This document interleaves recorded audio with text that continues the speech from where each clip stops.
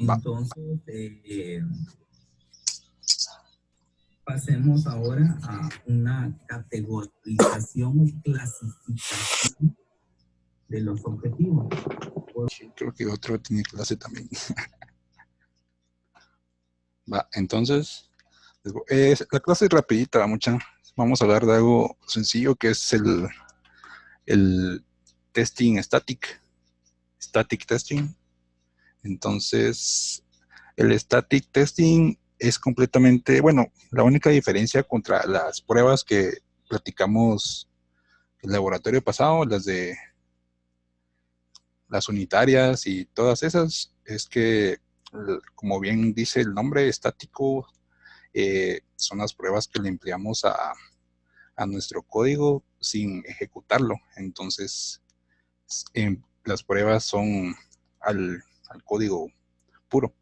Entonces, hay un montón de métricas que entran en juego a la hora de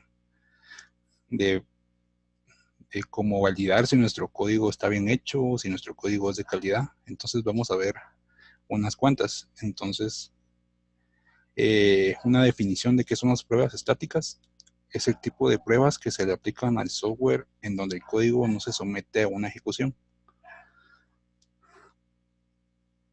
Bueno, y las métricas de código es una forma de describir de una manera cuantificable cómo el código de un sistema está compuesto y cómo se podría comportar en ejecución. Entonces, las métricas tienen varios usos. La utilidad cuando se quiere mantener software que no hayamos escrito nosotros y se pueden aislar puntos críticos de nuestro código y refactorizarlos. Entonces, las métricas se pueden clasificar en dos grupos: las cardinales, que describen nuestro código de manera local, y las relacionales, que ya describen nuestro código a nivel de paquete. Entonces nos describen relaciones entre paquetes. Entonces las cardinales en realidad son simples de comprender. Entre ellas tenemos la cantidad de líneas de código, la cantidad de comentarios, la cantidad de instrucciones, cantidad de ensamblados, cantidad de variables, cantidad de métodos, y son cosas cuantificables. Entonces las métricas de relacionales sí ya llevan un poquito más de, de significado. Entonces, para que entendamos mejor las métricas cardinales, les voy a poner, es que necesito que miren.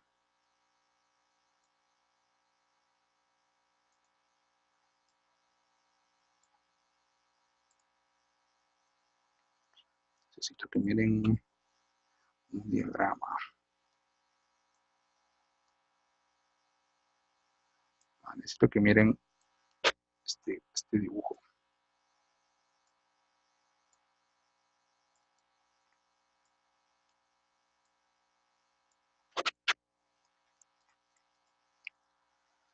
Bueno, entonces si vamos por las relacionales. Entonces tenemos la primera métrica, que es el acoplamiento aferente, que es el número de tipos afuera del paquete que dependen de tipos dentro del paquete. Entonces, en el dibujo que tenemos del lado izquierdo lo podemos ver como como los cuadritos con esas. Entonces, serían los paquetes, estos de acá. Al contrario, el acoplamiento eferente son tipos dentro del paquete que dependen de otros que se encuentran en otros paquetes. Entonces serían estos dos que están acá.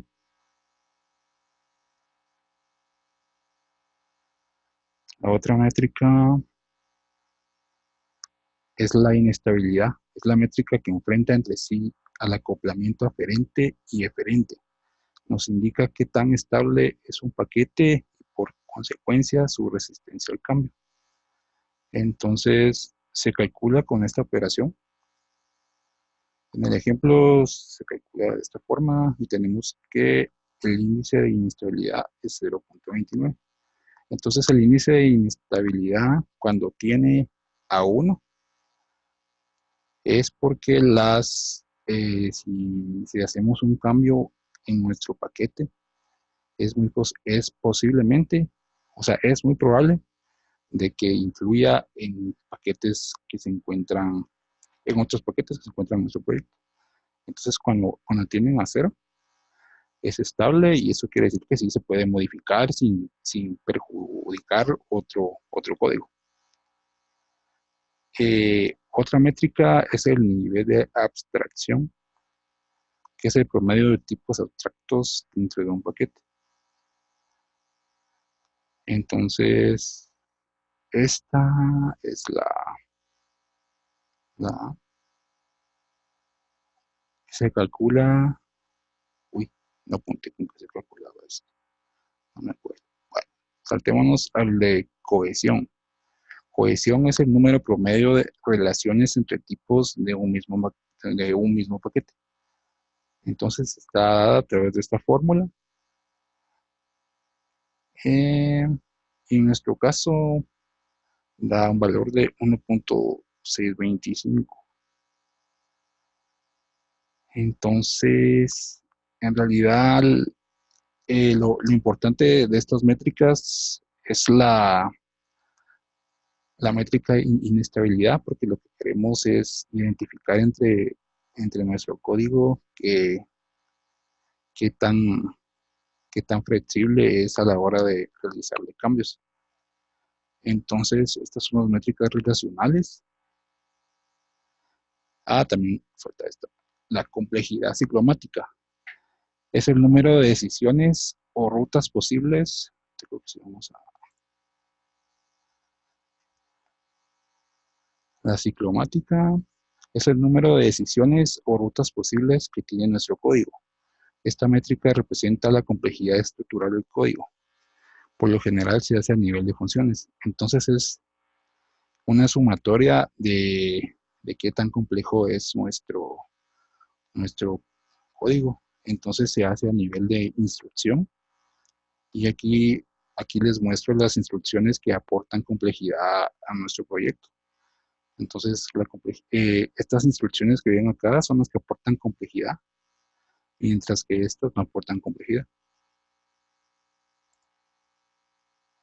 Y la profundidad de herencia, que esta indica el número de definiciones de clase que extienden a la raíz de la jerarquía de clases. Mientras más es el índice de profundidad, es más complejo el código y podría o no aumentar la dificultad de su mantenimiento. Entonces, mientras más herencias tengan nuestras clases, pues es muy probable que la mantenibilidad de nuestro código se vea perjudicado. Entonces, en las últimas clases he mencionado la palabra refactorización. La refactorización no es más que el, como el hecho de que nosotros venimos y sometemos nuestro código a ciertos estándares para asegurarnos de la calidad de nuestro código. Entonces, la refactorización se refiere al proceso de hacer nuestro código más entendible y que éste sea más accesible a cambios. En la refactorización hay un término, bueno, ¿por qué refactorizar? Al remover código duplicado, el código se hace más fácil de entender.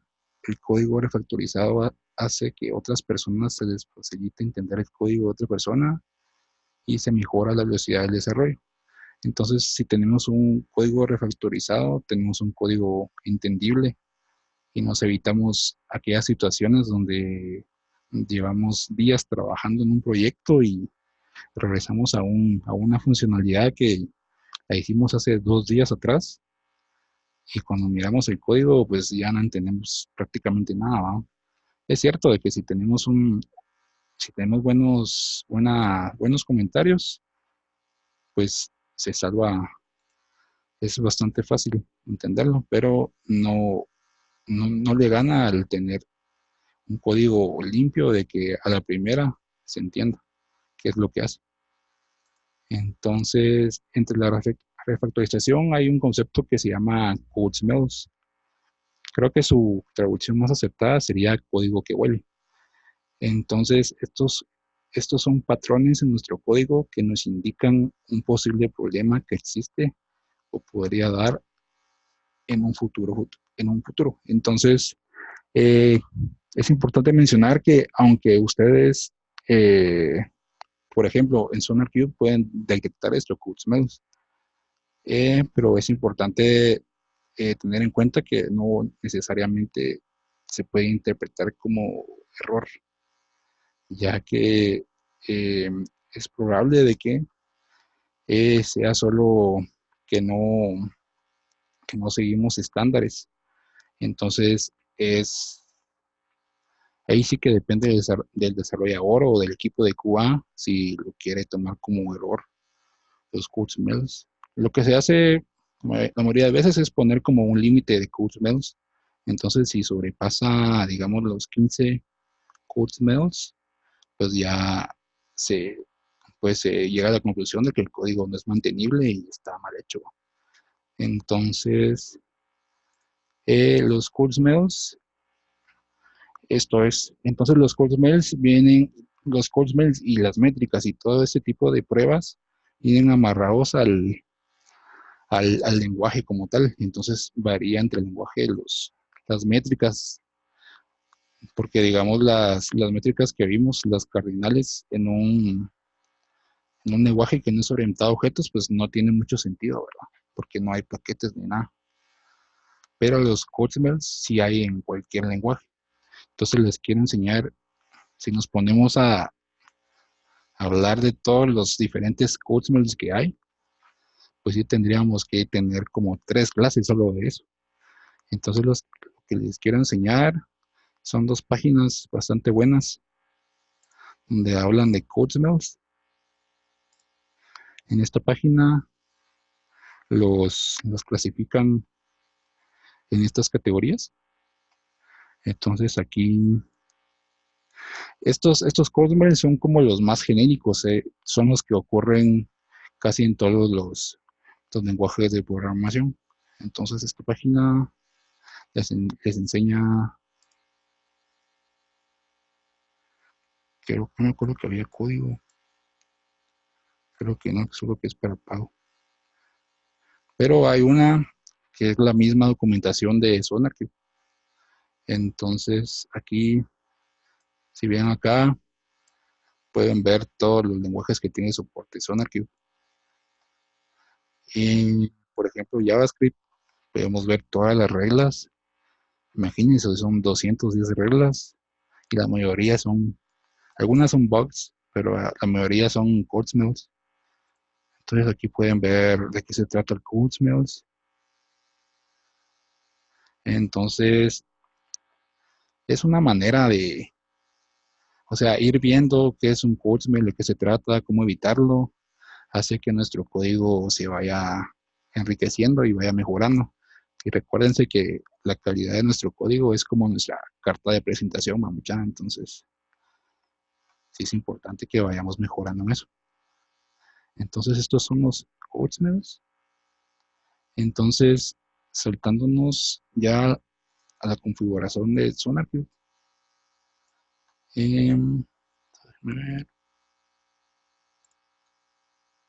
Está grabando.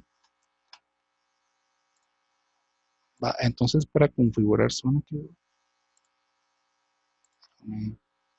Va. Entonces, para instalar SonarQube en un ambiente de producción, se necesita un maquinón, si no estoy mal. Yo me acuerdo de haber leído de que necesitaba, creo que 8 núcleos y bastante RAM, me acuerdo yo. Pero yo les aconsejo la alternativa, que es usar la imagen de Docker. Entonces es bastante sencillo. La instalación prácticamente ni se instala, ya está la imagen de Docker ya viene instalada y todo. Entonces, solo es con un comando y ya tienen su servidor de SonarQube corriendo. Entonces, lo que tienen que hacer como primer paso, bueno, y también eh, es su decisión si quieren tenerlo igual que Jenkins en una máquina expuesta a Internet. Por lo general, es para interactuar con el servidor es prácticamente igual que Jenkins, tienen una interfaz web y por default se escucha en el puerto 9000. Entonces, les voy a enseñar mi servidor.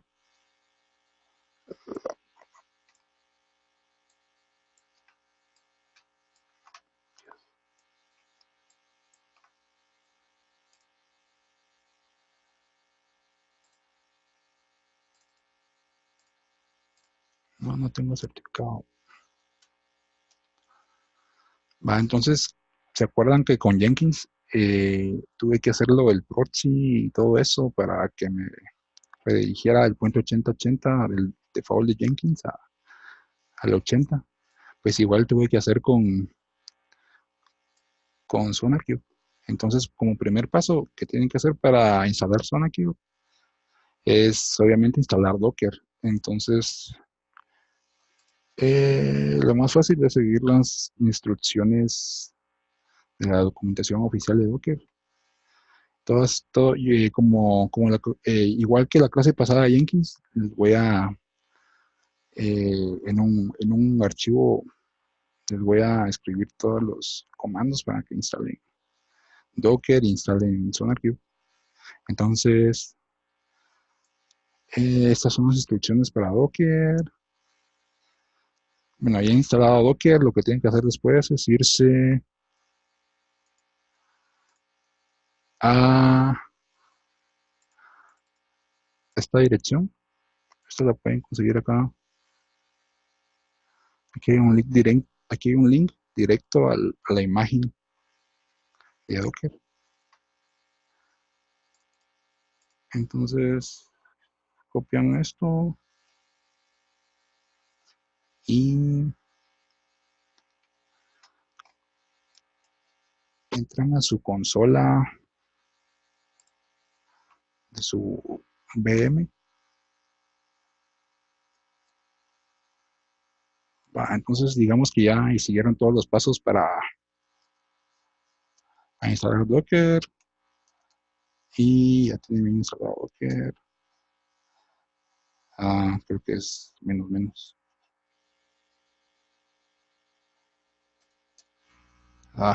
Pues,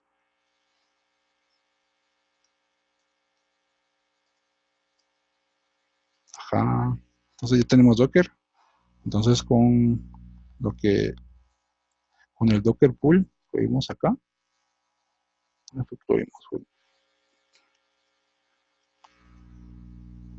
copiamos esto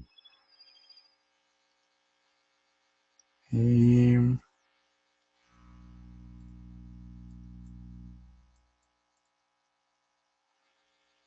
descargan la imagen, como ya la tengo, ya no tengo que descargar nada. Y aquí, en esta página, hay instrucciones claras de cómo correr la imagen. Entonces, yo lo corrí con este. Entonces, bueno, cuando tengamos la clase de Docker, si hay alguien que nunca haya usado Docker, pues en esa clase vamos a hablar ya más en fondo de lo que significa el "-b" y todo eso. Pero entonces, lo que tienen que hacer es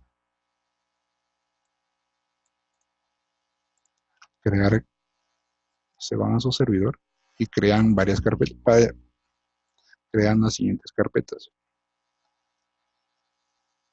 Entonces tienen que crear en el home, tienen que crear esta carpeta,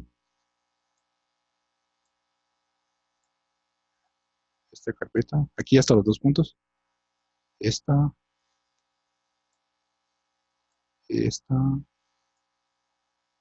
esta carpeta y esta carpeta. La crean y le dan permisos de ejecución y de escritura a todos los usuarios. Creo que es 775, si no estoy mal. Entonces, con chmod le cambian eso.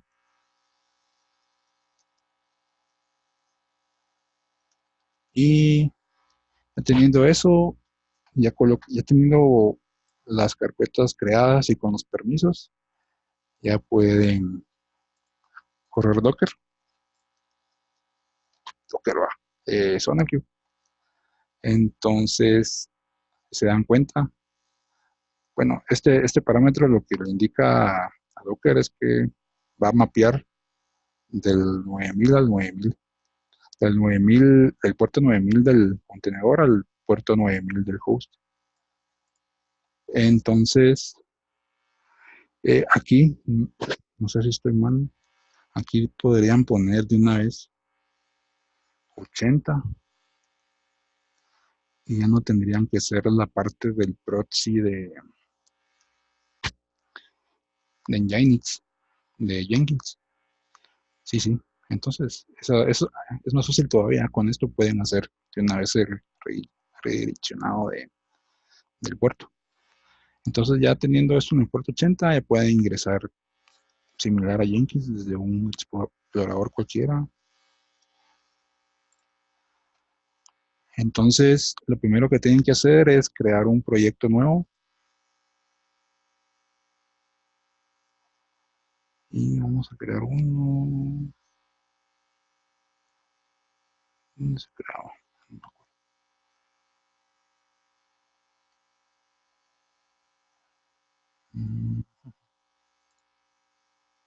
Sí. Entonces tienen que definir una llave X. Entonces pongámosle prueba.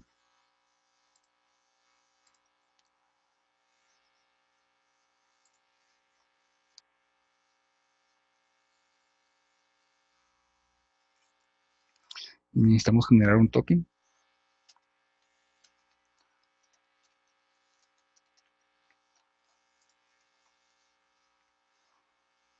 Lo copiamos y lo guardamos en un lugar seguro.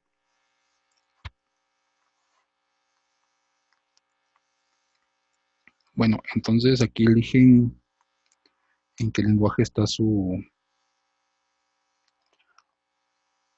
proyecto. Esto es más que todo para desplegarle después esto.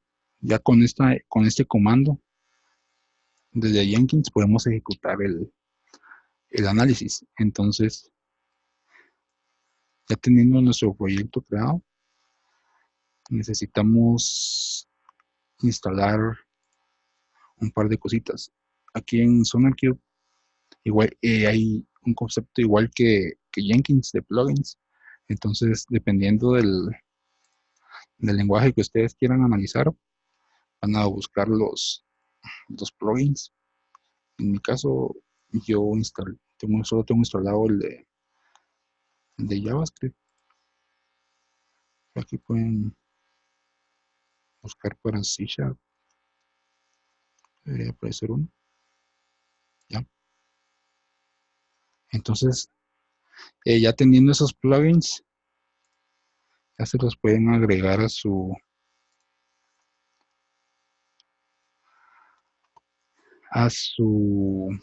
proyecto.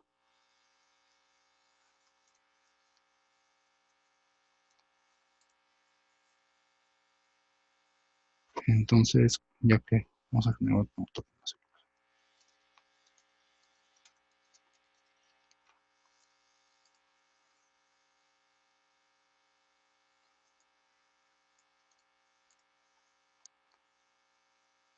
Va, entonces ya configurando nuestro proyecto, entonces le tenemos que agregar un quality gate. Entonces, ¿qué son las quality gates? Son como las reglas a las que se somete el análisis para ver qué tan, o sea, si nuestro código pasa o no. Entonces, cuando instalan por primera vez un archivo, les crea una default, y esta default pues prácticamente acepta, tiene estos parámetros, prácticamente cualquier proyecto corre. Entonces, dependiendo ahí de ustedes qué reglas quieren aplicar a su proyecto, pueden agregar métricas. Entonces, pueden agregar métricas, pueden ver que tenemos la de complejidad ciclomática que vimos en la presentación, coverage para ver qué tanto porcentaje de nuestro código está testeado. Entonces escogen una de estas. Entonces aquí ponen el parámetro para comparar. Entonces ya teniendo una quality gate hecha por ustedes, ya la pueden aplicar a su proyecto.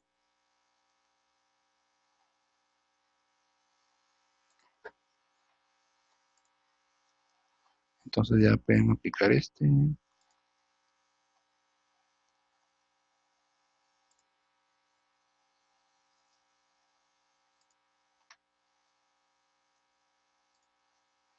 Bueno, lo último que tienen que hacer es crear un webhook para comunicarse con Jenkins. Entonces, aquí crean su webhook con cualquier nombre y la URL es esta. O sea, lo único que va a cambiar es su IP. Y el secreto lo pueden dejar vacío.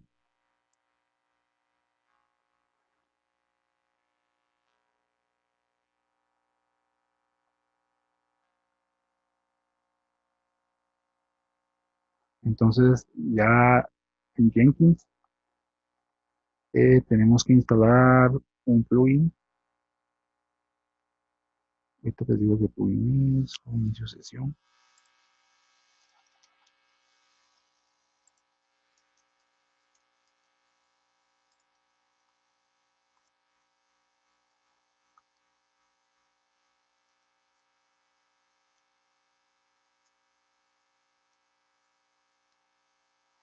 Entonces, el plugin que tienen que instalar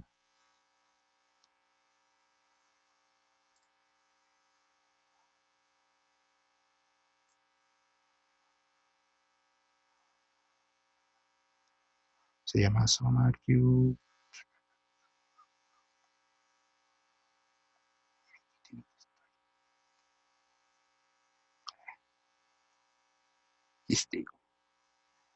Instalan este.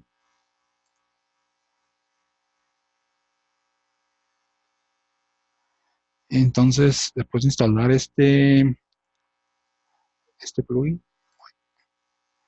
tienen que instalar otro software aparte. Entonces, si se dan cuenta, nos redirigió a esta página. Entonces, tienen que instalar este. Entonces, desde su servidor,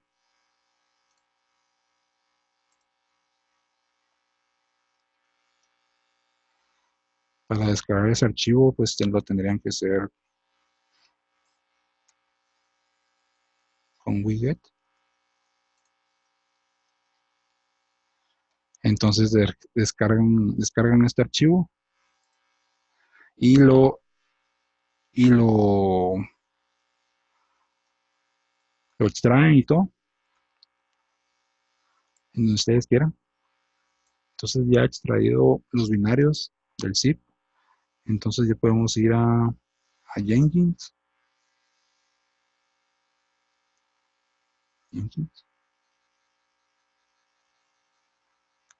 Entonces, en Jenkins tenemos que ir a configurar un apartado que nos habilita este plugin que instalamos.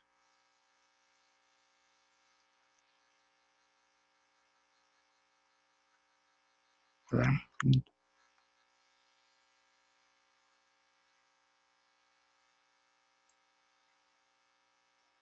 Entonces el apartado que habilita es este. Entonces le dan un nombre cualquiera, le dan la dirección en donde se encuentra su server y tienen que generar un token. Entonces este token lo generan de este lado, en administración,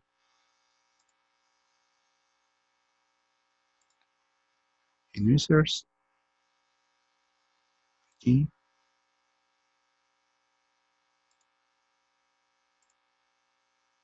ajá, tienen que saber dónde está esto.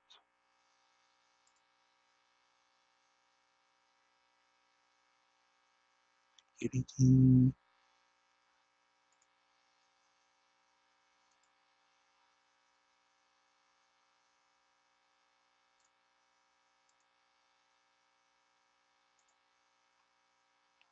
no me acuerdo, no se genera el token.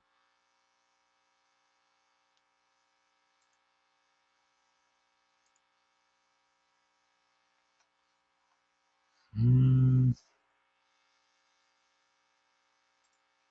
no me acuerdo. Veamos.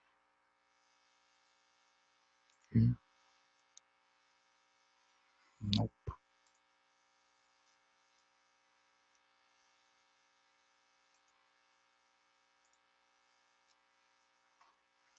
no me acuerdo. Déjeme buscarlo.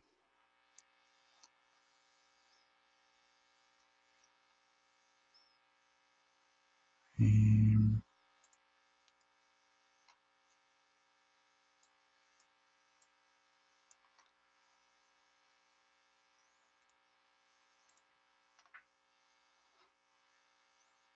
veamos.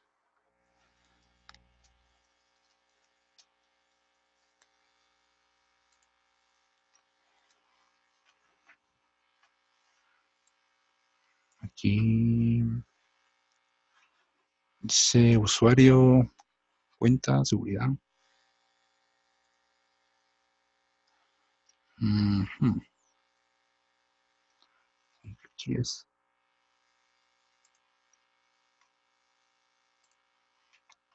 Ajá, te encontré. Bueno, entonces generan un token X cualquiera. Prueba. Entonces ya con este token, lo mismo que la vez pasada, tienen que crear una credencial.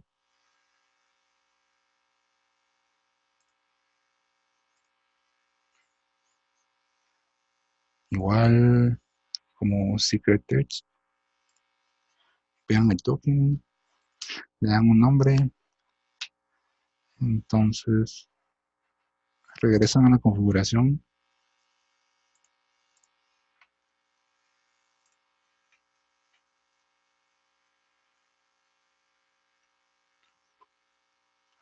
Entonces ya agregan el token de seguridad y ya pueden usar Sonar. Entonces, aparte de esto, necesitan administrar algo aquí en las herramientas de Jenkins. Entonces, cuando instalan el plugin, también les habilita este apartado. Entonces, aquí lo que tienen que hacer es darle un nombre al escáner. O sea, cuando digo escáner, son los binarios que descargamos del enlace anterior. Entonces, el escáner le damos un nombre para usarlo en Jenkins y le damos la dirección en donde lo extrajimos. Entonces, en esta dirección, en mi caso, están los binarios. Entonces, estas son las configuraciones para utilizar este plugin. Entonces, ya hablando del pipeline, el pipeline queda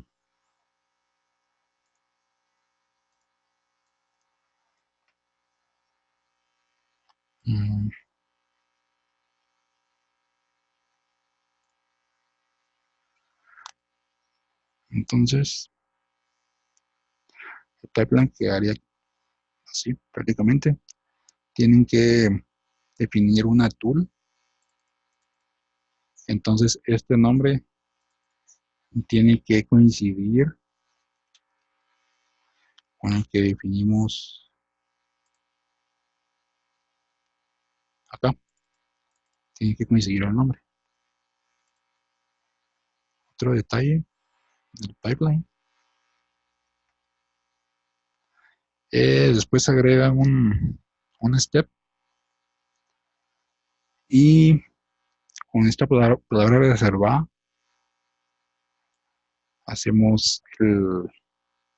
abrimos un como ambiente en nuestra pipeline y tenemos acceso a todas las variables que nos da el plugin Scanner. Entonces, si se recuerdan, cuando creamos el proyecto nos dio un comando. Entonces, es solo de copiar y pegar este comando y ejecutarlo. Entonces, los parámetros que tiene este comando es el source, que son los archivos que van a analizar. Tienen una URL del servidor de SonarQube y tienen el token, que es el token que generamos, el que me costó encontrar cómo generarlo. Ese es el mismo token que tienen que colocar acá.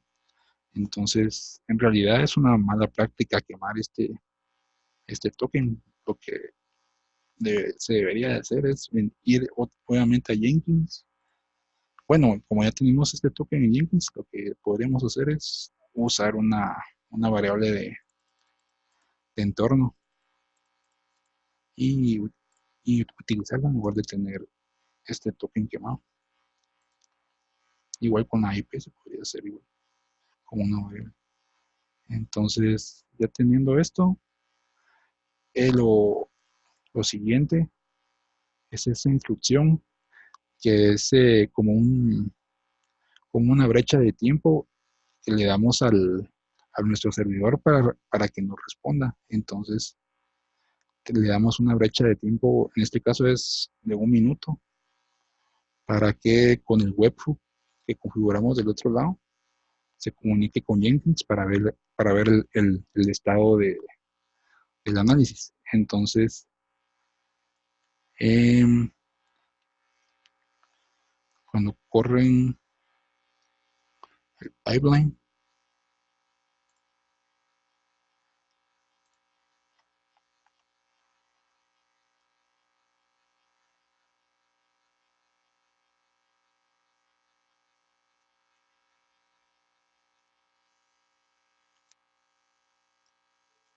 vamos a cargar.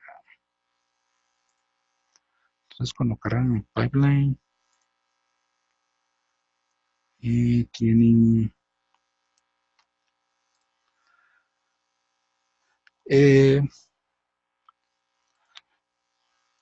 aquí, dependiendo del tiempo de que definan en el pipeline, aquí se va a estar ejecutando todo esto hasta que al servidor le indique a Jenkins si pasó la prueba o no pasó. Entonces, ¿cómo hacemos que Jenkins detecte si probó o no? Son con los webhooks de SonarQube y definir las quality gates. Entonces, con esta configuración ya pueden hacer un análisis estático de su código. Otra cosa que les quería mencionar, bueno, creo que no tengo el código aquí, es que es importante de que por cada corrida o sea, por cada ejecución del pipeline, de alguna manera Jenkins le notifique al equipo de trabajo si fue satisfactorio o no el pipeline. Entonces, para eso hay varios plugins de comunicación. Hay un plugin para Slack para mandarle un mensaje al canal. Entonces, esa configuración se las voy a enseñar la próxima clase. Y También, como les dije, los comandos y toda la configuración de SonarQube se las voy a colocar en el repositorio.